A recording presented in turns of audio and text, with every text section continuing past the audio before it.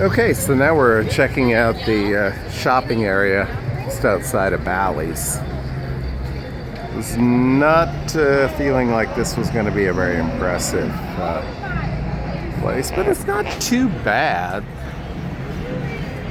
There's a number of restaurants that are fairly decent, so some bars and the usual mix of random crap. And back in the day, if you entered Ballys, you would probably already be on the little walkway that would take you in. I have the standard Starbucks, which everybody's got. Giordano's. I don't know about that. Wahlburgers. I don't know how far we're going to walk around here. Just checking it out. Heading back to my hotel, which is Caesar's Palace, and so not bad. It's not quite as lively as hanging out at the Link or the park, but it's not terrible.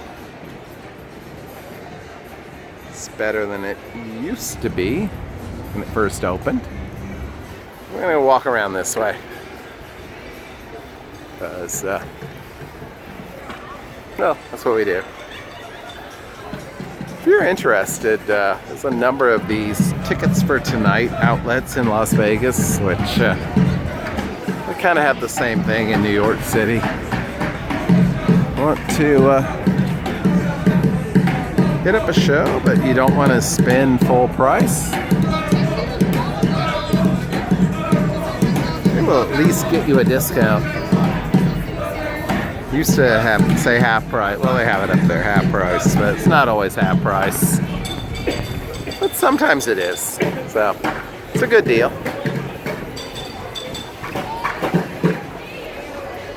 Handmade cosmetics. I don't know if I want my cosmetics to be handmade. Look down there, we got Caesar's Palace. The tower on the right is the Augustus Tower. The tower on the left, which is where I'm staying, is the Octavius Tower. So anyway, I'm heading back there. I'm going to get some food, maybe. And